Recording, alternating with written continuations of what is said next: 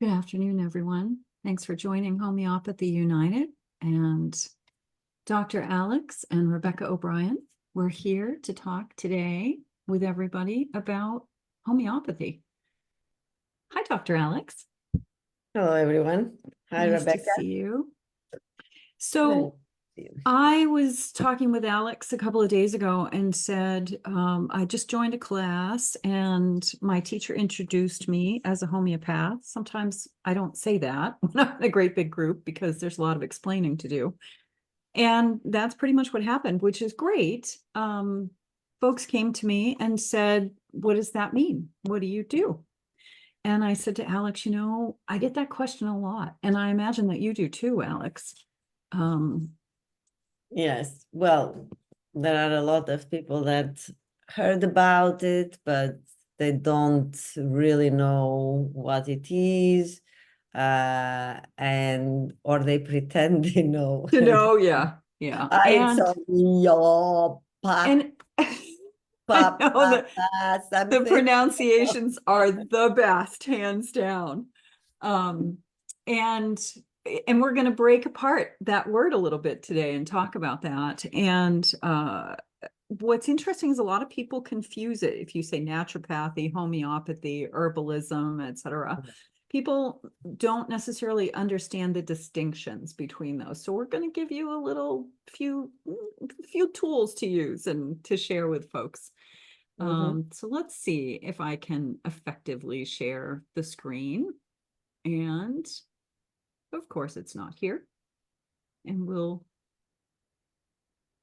give it a go. So what is homeopathy? You're not sharing. Oh, You're I'm not sharing sharing. No, you have to click, I I'm so think. sorry. Okay, you're right. Let's try this again. There it is. Yes, now it's perfect. Okay, fantastic. Thanks for your patience, everyone. So what is homeopathy? So homeopathy is a complete system of medicine, and it's not an alternative system. It is, if you want, it can be integrated with other systems of medicine, and we will talk in a while why is that possible. But it stands by itself, and by itself is a complete system of medicine, and is based on fundamental laws of nature that remain immutable. And because even in science there are a lot of things and theories and principles that we take it as law, and then a few years later on, Things change. things change and it proves that it's not true. Like, for instance, the Avogadro number. We knew until quite recently that above the Avogadro number, there would not be any material doses of the original substance when you go up to a certain dilution. So, and now it's proven that, and that was one of the main things why septics say that homeopathy, it's a quack or it's A placebo. placebo, yeah. There is no material doses. Well, now with nanotechnology, we know for sure that it's not true. But with homeopathy, it's different. So homeopathy is based on laws that are immutable, like the law of gravity, or at least until now, nobody, and the law of gravity, as long as the earth exists, it will be here while we're, until Spinning. something. While we're spinning, And it's going to happen. yeah, we are walking on this earth. We are not like floating on the moon. Floating. Right. So, Right. and So the it Greek is very words, important. the breakdown of homeopathy, talk a little bit about this, like Dr. Hahnemann, how he came to call it this. So Hahnemann is beyond a genius, and We'll it is talk about the him in a only little person, bit. yeah, in a little bit. So he coined the whole system in a lifetime, which up to now nobody was able to do that yet, apart from Hahnemann. And because so he had to call it something. So he designed the whole system of medicine and implanted. So he called it homeopathy. And homeopathy comes from the Greek language, homeos, which means similar, and pathy or pathos means way, journey. So homeopathy, which means homeo and pathos, homeopathy indicates like suffering. So the same suffering or the same root or the same Experience. experience. Yeah. Bravo. And so Dr. Hahnemann, Samuel Hahnemann, who was born in the 1700s, absolutely brilliant man. He studied medicine, and he has a fascinating history of his life and how he came to homeopathy, how he came to the ideal. So one of his quotes, the highest ideal of cure is the speedy, gentle, and enduring restoration of health by the most trustworthy and least harmful way. That's our goal, least harmful way to achieve health. But this man, as Dr. Alex was saying, he created an entire system of health and healing with this approach in his lifetime, and went on not only to create it, but to spread it around the world. And it is in every corner of our planet. And there were schools all over the United States. In fact, many of the now medical colleges, the allopathic medical colleges in the US, initially started out as homeopathic colleges. So we've seen this really fascinating 250-year growth and expansion and learning, and this system that this man created and then went on to share with many, many doctors around the world, because of what he was seeing or his dissatisfaction with the allopathic approach. And at the time, we have to remember they were doing things like bloodletting and putting, mercury in salves right directly on the skin. They were using things that were highly toxic, thinking that they were going to force them out of the body. But that was never his approach. His approach, he has a series of principles. These are the top 4. Alex, would you like to share about those? So the first one enunciates what the name of the system is that we just discussed, which is homeopathy, which is the same suffering, because what I forgot to say is that pathos comes from pathology, and so is the same suffering. So the first principle, basically, in simple language, means that what a substance can cause on a healthy person can cure on a sick person. It's as simple as that. So if you cut an onion and your eyes start streaming and your nose starts streaming and you feel a tickle in your throat, and you have a cold, and you have the same symptoms or similar, not the same, but similar, because the law is a simile, it's not the same. But if you get a cold with similar symptoms that you get when you cut a raw onion, where, again, and the eyes burn much more indoors than outdoors, and the same with the nose, and you feel better once you are in the fresh air, etc., etc. Then the homeopathic remedy of the onion, made from the onion, will cure your cold or address the symptoms of Right, your. right. So it's we have a saying here, it's like some of the hair of the dog that bit you. And another one that I remember somebody saying in school was, it's like having a Bloody Mary after you have a hangover from the night before. So it's finding that substance, whatever that is, and it could be a number of different things that matches your symptom picture. And then the law of simplex, giving one single remedy. Alex, talk us through the reasoning behind that.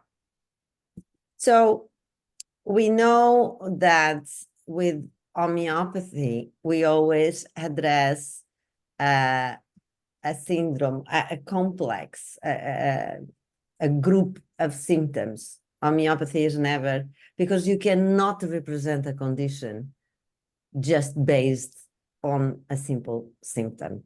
You know, obstructed nose. Obstructed nose can be from sinus, can be from a cold, you can have a flu. Obstructed nose, or I cannot, or I have the snuffles, or I cannot breathe. Ingestion, right? It's doesn't mean anything really. You need to give a series of, because the body never expresses any Just kind one of thing. condition just with one symptom. Right, right. And But so with one single remedy, it's not addressing just one symptom. It's no, addressing the whole picture. exactly. So going back to the case of the onion, if you have a cold, you will not just have a runny nose.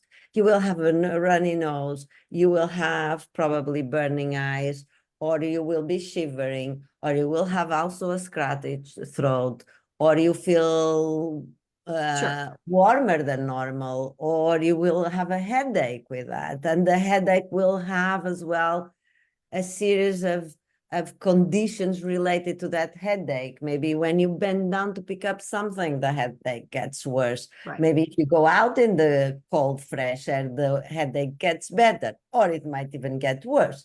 You know, every individual and every condition is expressed with a series, with a group of symptoms. And homeopathy, it's what it, again, it's to match the suffering, and the suffering is never represented by one symptom. One symptom. It's always a group of symptoms. So there are many people, and we see that a lot in the social media. You know, a child has a flu, and they get belladonna for the fever, nux vomica for the obstructed nose, and probably arsenicum because it's vomiting. You know, it's that is not homeopathy. Right, right. Homeopathy And is one that's not how we approach it. That is definitely not how we approach it. is one remedy that has to match the totality of the Right, sickness. right. And we're going to talk about totality a little bit more. And the law of the minimum dose, this was one of the things that Hahnemann really, really stressed about. And it was because of what he was seeing in the allopathic world. They were giving such High big material doses of product of you know what they called medicine at the time, and it was actually making people sick. So his idea was, instead of pushing and suppressing, let's look at stimulating.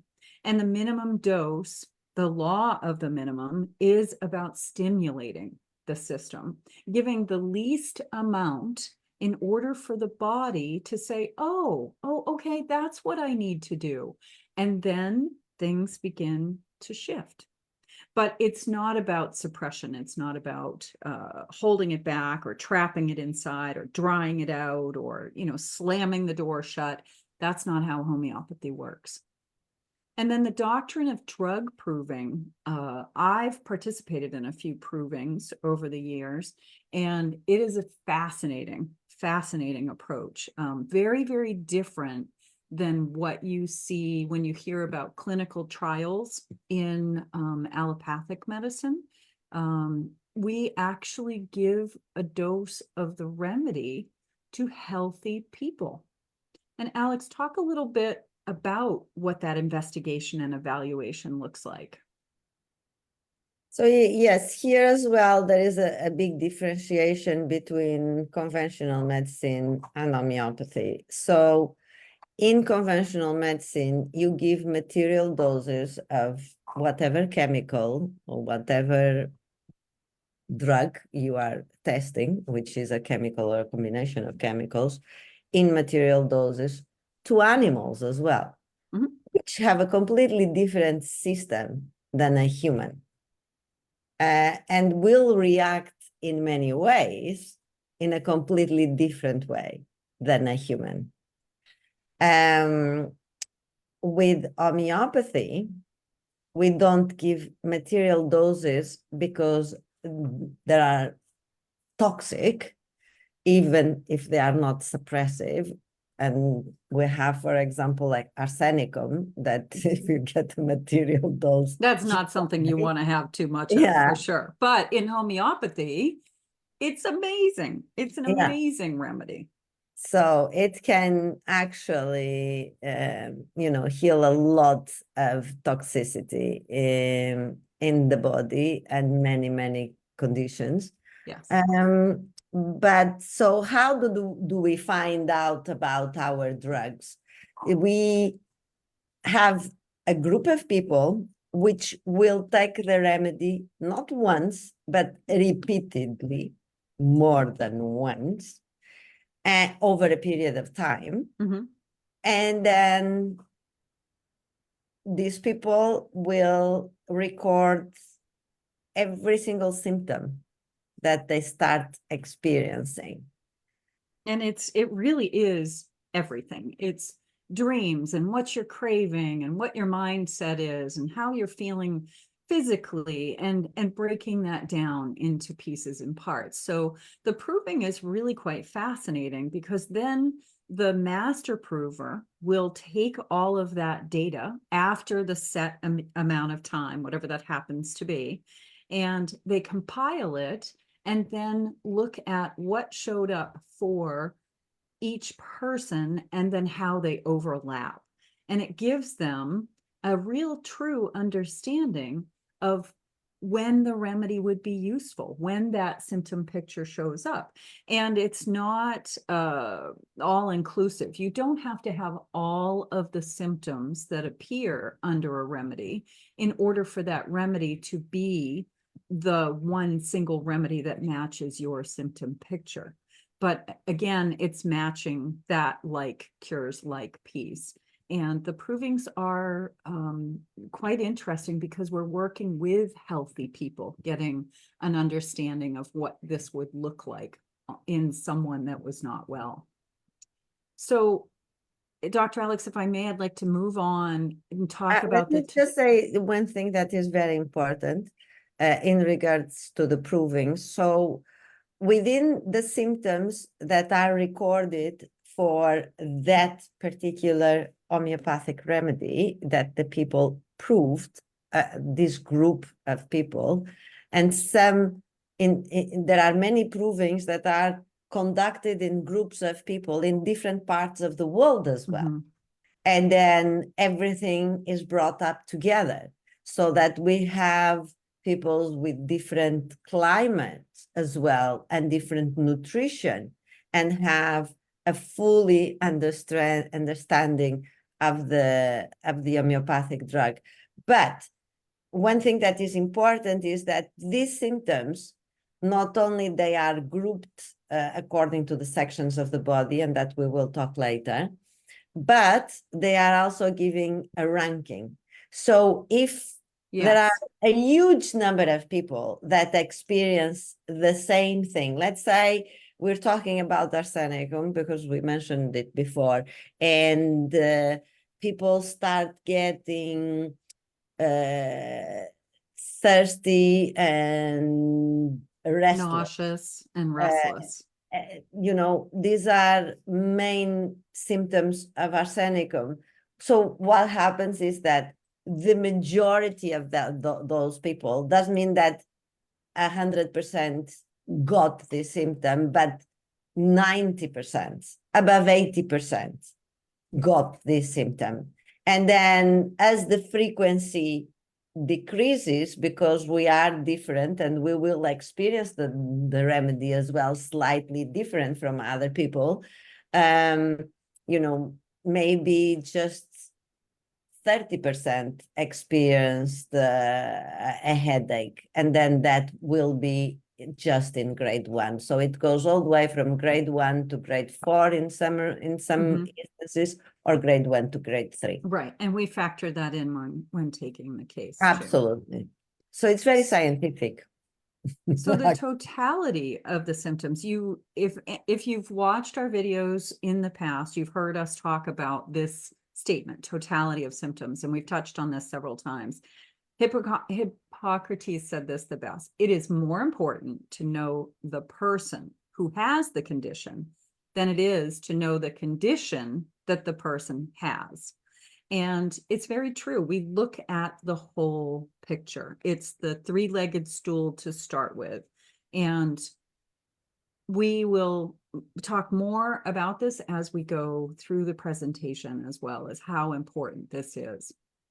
So how does it work? You've heard a little bit about this as we've been chatting for the last 20 minutes. It acts by restoring the patient's vitals to a state of ongoing vigor, health, and balance, experience both mentally and physically, which is a very big part of homeopathy. It's not just a body part or a body function or a disease that's within the body. We don't separate things. We look at the whole picture. Again, going back to the totality. Alex, this is achieved by talk a little bit about this. So the remedy basically acts as a catalyst. So it will stimulate our immune system to work in the right direction. So basically it will improve or will increase the body's own curative and defensive powers. So basically it will gear the immune system towards the right direction to overcome disease. And then one of the things we wanted to stress was homeopathic remedies are not metabolized through the liver, like vitamins, supplements, herbs, pharmaceuticals, even your food, because they'll sell that. Everybody's heard this, and it's very true. Food is medicine. But important to know that herbs versus homeopathy, with herbalism, the preparations, whether it's tinctures or teas or decoctions or syrups, they rely on the response, your body's response to the phytochemicals that the herbs contain. So there's a physical dose in an herbal preparation. But in homeopathy, the materials are diluted hundreds to thousands of times until there are no molecules to the naked eye or under a typical microscope. Yes, we found it nanoparticles, but no molecules of the substance remaining. And one of the things that I found fascinating when I was looking into this was the FDA, the US Food and Drug Administration, regards homeopathic remedies as drug products. That's how they are labeled and they are regulated. But herbs are listed as vitamins and supplements.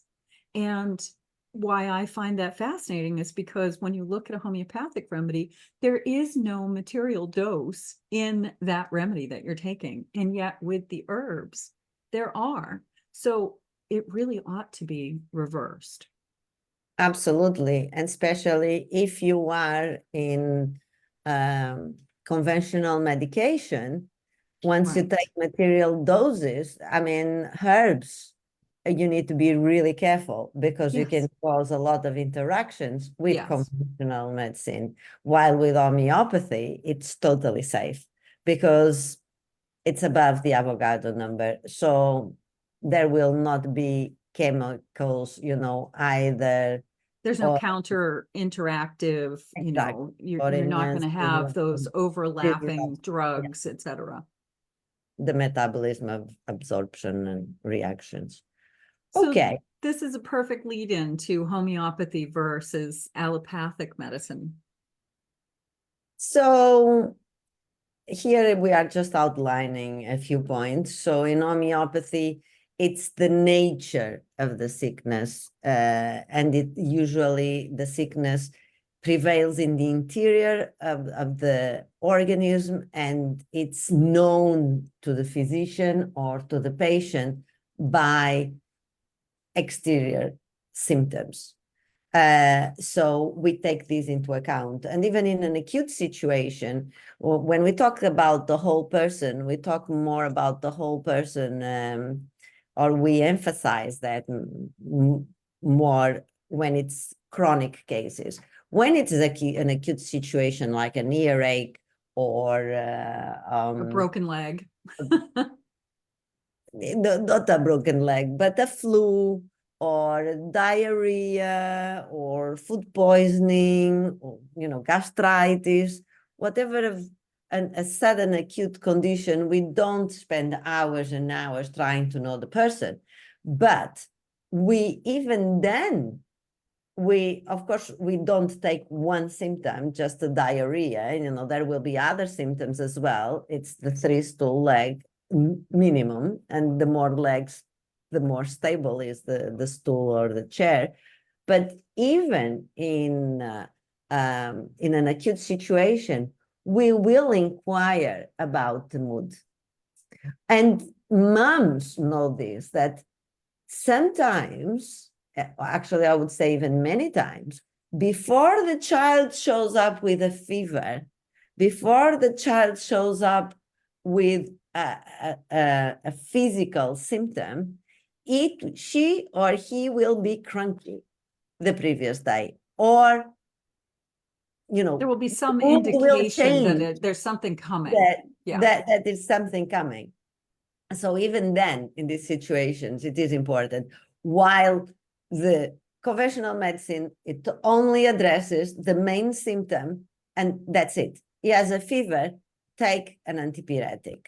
He has a pain, a painkiller. An allergy, antihistamine, and that's it. Right. Right. They don't go any further than that. And No. the absence of sickness or localized symptoms, they're not looking at that. They really are more generalized, where we want to know all the nitty-gritty. And that's really what it boils down to, because we're looking at the body, mind, and spirit every time we treat or every time we work with a client, animals or people. So a well-chosen remedy that matches the symptom picture, and it actually stimulates the body to heal itself, which is what we were talking about before. And belladonna is a great example of that. The belladonna state produces a high fever, red face, pulsating arteries, delirium, cold hands and feet. This is just like a flu picture. But by giving this remedy, the effect of which is stronger than the disease in a person with the same symptoms, they respond to it and the symptoms are overcome. You will see people all of a sudden, and that's one of the things with belladonna, it's very rapid onset. All of a sudden, they have a temperature of 102 or 103. Their faces beat red. They're talking crazy. They're cold, they're cold. They want to be covered. They want to drink a lot of water. And they might be saying some crazy things. Belladonna with the flu is usually very easy to pick out, and to see the shift that occurs when a remedy is given, it's really quite fascinating to witness. So we've outlined, or we've shared some photos of some remedies, and we're going to touch on one of these, and then we've got another slide with some more. Alex, So which one would you like to talk about? Well, no, this is just to give an overview that, we can do homeopathic remedies almost out of anything.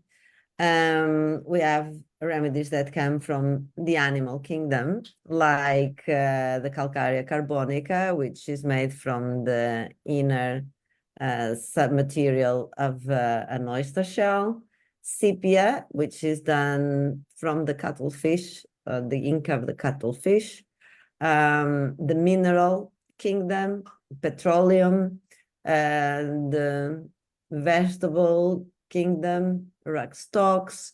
And then we have nosodes, which are homeopathic remedies made from a diseased tissue or what is considered a pathogenic substance, like psorinum, which is an example, quite used, and from the milks as well, which there is a mistake. My Yes, that's not apologies. Dulcamara. Yeah, It's yeah, definitely not yeah. Dulcamara, it's a milk.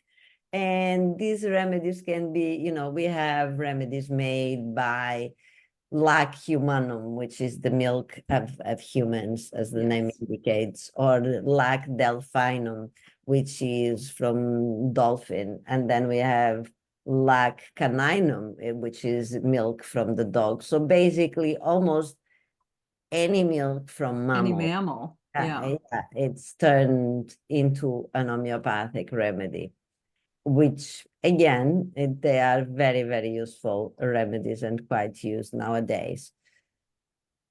And then some additional remedies we have.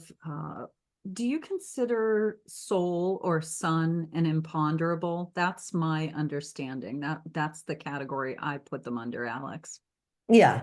And then something as simple as calendula, which everybody knows because they have the marigolds in their garden. Apis is the honeybee, aurum metallicum, gold, amber, and sulfur down at the bottom right. Apis was one that just this morning I had a client reach out, going through some desensitization support around stinging insects. And they give suppressive medication while you're having the treatment before, during, and after, I believe. But the reaction that she had was quite extreme, as they inject several different toxins into you from these stinging insects. And she responded beautifully to Apis. I got a message. I said, take Apis, take this potency. Within minutes, she wrote me back and said, can it really work that fast? Is it possible that within 5 to 7 minutes, I'm already feeling better? And my answer was yes. Yeah, it really, really can. It's phenomenal. I've seen people with all different levels of reaction to stinging creatures, and Apis being a wonderful remedy for it. It also works on several other conditions. I had somebody eat some almonds and start to have anaphylactic, and I had Apis. We sat down, started hitting Apis on a very regular basis, and within 20 or 30 minutes, they were all better. So it's pretty phenomenal, the power that these remedies have. And there really is no end to what we can make a remedy out of. Let me just say something. Yes. Sorry. So here again is an example of the different kingdoms. We have the imponderables, but we try to bring the sun in all of them. So marigold or calendula is, even as the name indicates, is a flower that's almost like the sunflower. Amazing. The bees are totally geared towards the sun. Aurum or gold, because aurum is made from the metal gold, again, is associated throughout myriads of centuries and many, many cultures associated with the sun. Sulfur and amber. Now, gold, sulfur, and amber, they are all from the mineral kingdom. Apis is from the animal kingdom, calendula from the vegetable kingdom, and the sun imponderable. So again, a representation of different kingdoms where the remedies can come from. Fantastic. And then we wanted to touch on potency because a lot of people ask, what potency do I take? What does it mean when it's a C remedy versus a CK remedy versus an M remedy versus an LM remedy? So Alex, will you talk a little bit about how this works with regard to why we choose the potencies that we do? So the potencies mainly they reflect the strength of the remedy. Again, in homeopathy, the more the higher the dilution or the more diluted the remedy is, the stronger and the deeper it will go into the organism. So the D or X, most of the remedies are, the potencies are represented with the Roman numbers because that's what it was in use at the time of Hahnemann. So X stands for 10. And so a dilution of 1 in 10, or for instance, tissue salts, which is 6X. It means that it was diluted 1 ml in 9 mLs 6 times. This procedure was repeated 6 times, and you get a 6X. Now, the D is modern, is exactly the same as X, and stands for decimal. Sometimes they put an H, which means that it was prepared by Hahnemann method, which means 1, but almost by hand. Then the K is for Korfasok, and that means that the preparation is a slight imitation, but is not as accurate. So they design, so with the conventional Hahnemannian method, you have to go through a lot of flasks because you will have here 1 ml of the substance, the original substance, pick it up, dilute it in a flask with 9 mLs, and this is a dilution. The first dilution is 1X, 1 in 10, and then you take from this flask, you put it in another flask with 9 ml again, and it's the And go 2X. on and on and on. And you go on and on and on, and that's the way it is prepared. Now, with the K, which was a method designed by this Russian man, the flask that contains the original liquid, when it's emptied, it's estimated that around glued or in their internal walls, the amount of liquid is more or less 1 ml. So you use it in a machine and it's always the same flask. So you have 9 ml of the solvent, 1 ml is shaken, potentized, emptied, and then what is in the walls is the 1X. What remains, then you put it again, and you use always. So to make it machine wise, and automated, it's that's what the K. That's the formula that they use. Yeah, that's it's the method of preparation that they. Now, the C is 1 in 100, is for centesimal, and stands, it's centesimal is 1 in 100. Then the M is 1,000. So if you see 1M, it means it was diluted, 1,000 times. 2M, 50M, And so on. Right, it goes up, up, up. And then the LM, again, we go back to the Romans, and this was designed on the last years by Samuel Hahnemann where he continued to perfect his method of preparing remedies, and he came with 1 in 50,000. So the L in the Roman numbers stands for 50, and the M for 1,000. So LM, it means that the dilution 50,000. is 1 in 50,000. Sometimes are called as well the Q remedies, quintesimal, I think, Mhm. stands for. Fantastic. Thank you.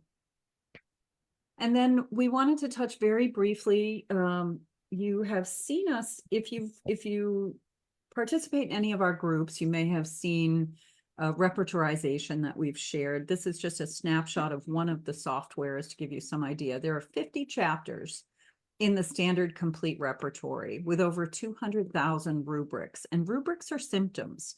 They're very specific. And we dial in as closely as we can when we take a client's case. We try to get as many specifics as possible. And this is one of the tools that we use. The repertory has been around since Hahnemann. It has expanded exponentially with homeopaths through the many years that have continued to add to the repertory with the symptoms that are associated with all of the many different homeopathic remedies. Alex and I were talking about this earlier. She was saying that there are about 4,000 homeopathic remedies. When I did some research looking at the different labs, there are upwards of 8,000 homeopathic remedies out there available now, because there really is no substance that you can't make into a remedy. However, the history, the length of their lifetime, as far as the remedy, how long it's been around and how much it's been used, that is probably safer to say 4,000, where we have a lot of history with the different remedies. But there's a lot that goes into taking a case, as you can see the many different chapters that are outlined here. And there are a lot of interpretations, aren't there, Alex? Meaning? Well, you and I will go back and forth with, it could be this rubric, or it could be that rubric. It could be, this rubric sounds very similar to another one, but it actually means something completely different, or it may show up in a different part of the body, or it could be in generalization or what have you. So there are different interpretations, knowing how to interpret the different symptoms as well. Yeah, well, and this is where the art comes into homeopathy. Right. There is an art in trying to extricate what is really useful for us in terms of homeopathic prescription and understanding the character and personality of the patient. Mhm. And there is also an art of translating the language of the patient into the rubrics of the repertory. So Exactly. it takes many years of studying. And even, after 4 or 5 years that people will spend to get their diploma, Every we day we find new rubrics. and every day we study. I mean, it's an ongoing, It is ongoing. We never stop. we Never never stop stop. learning. Never No. stop learning. So some of the advantages of homeopathy, there's no side effects. There's no drug addiction related to this. There's no drug resistance and no drug interactions. So just picking that apart a little bit, when you hear on the radio or on television, they'll be announcing a new drug. And at the very end, they talk as fast as they possibly can and tell you all the different side effects. And I love it when they end with "and possible death." So that's one of my favorite things about those commercials. With homeopathy, you're not going to hear that. While there can be an aggravation, it's very different from a side effect. And Alex, will you talk a little bit about the difference between an aggravation and a side effect? So a side effect is what happens when you take a chemical drug. And this is not a side effect, is a main effect. It's an effect that the drug causes. You call it side because it's not what you want from that drug. That's a great way to distinguish that. It's not what you wanted from that drug. It wasn't the primary focus of the drug, but it is very possible. That is a in some primary people. effect. Yeah. And it is a primary effect, you take a chemical drug, and because things that are coming from the lab are not processed and metabolized by our body, like certain substances do, like natural substances do, they will always produce side effects because the Some side body effect. cannot process them. And Right. so there will always be side or adverse effects, Yes. but it's not the main focus of the drug.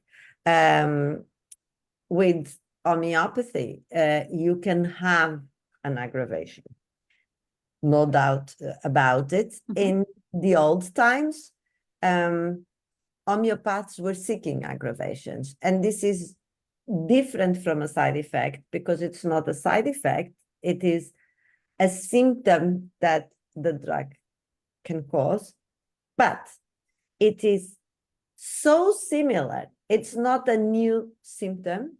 It's a Right. symptom because the prescription is based on the similitude of the symptoms that you have. So what happens is when the homeopathic remedy gets into your body, it creates a similar disease in, or the impression, that's why the metabolism then focus on overcome that disease that has many symptoms that are, they look to you like the same. So when you take an homeopathic remedy, and if you take it for fever, let's say, or you might get a slight increase in fever, or you might, but you don't, you think you're getting worse, but you're not getting worse. Now the symptoms are coming by a stimulation of the remedy and not from the disease itself. Right. When you have a deterioration of your state, that means that the remedy really matched, and they are short-lived, and after a period of time, always, but this is again a rule that after an aggravation, it will come an amelioration if it is an homeopathic aggravation. Right. And with the drug addiction, there is no material dose in something like this in order for you to get addicted to. The drug resistance, when we're seeing things like the body, a lot of people are having resistance to antibiotics because they've been so overused. They're in our food, they're in a lot of things. And the body has just gotten to the point where it doesn't respond anymore. So we don't have that experience with homeopathy. And then drug interactions, as Dr. Alex was saying, it's not just complementary. What was the word that you used, Alex? It's integrated, I think was the word that you used. For homeopathy, yes. Yes. So, because one is an energetic remedy, the other is a material dose remedy. Right. There will be many cases where you cannot remove the allopathic conventional medicine, at least not initially, and definitely not Without a proper approach. Exactly. Yeah. So, and it's not even up to us to touch, because we can only touch what homeopathy we're trained for. That's right. Exactly. So, but the beauty is that the homeopathic remedy will act And then as the patient, let's say it is high blood pressure, as the patient goes for its measurements every 3 months, and the blood pressure improves, then the GP naturally will start weaning him off the Right, pressure. or change their medication or what Yeah. have you. Or people that are on psychotic drugs, or people that are on Thyroid medication, or autism. yeah, there's so Yeah. many different things that There are so people many take different medication cases for. that you give homeopathy with conventional medication, still works beautifully. And it speeds up the healing process where you can Making it wean off. safe and effective, which is Yeah. fantastic. So we wanted to thank everybody for participating today, for joining us, and hopefully we've cleared up and given you some ideas on how to share with your friends and family and other people about what it is that homeopathy does and how it works and what it is. For those seeking some support, we offer clinic hours on Friday from 11 a.m. to 1 p.m. Eastern Standard Time, which is 4 p.m. to 6 p.m. In the UK and Europe. And we do these 4 appointments on Fridays at a reduced rate, 30-minute acute appointment. If you've had something that's been going on for less than 2 weeks, that's not super chronic and deep-seated, if it truly isn't acute, please book an appointment, reach out, and we'd be happy to support you and give you a hand. Thank you, Dr. Alex, for all of your wisdom and for sharing so much information around this. It's always a wonderful learning experience when we share these videos and reach out to everybody. For those of you that have not had a chance to participate today or only got to see part of this, this will also be on our YouTube channel, and it will be available on our page as well. Thank you, Dr. Alex. Thank you, Rebecca. Always a pleasure. If I can, there we go. I got it. I did it in two fell strokes.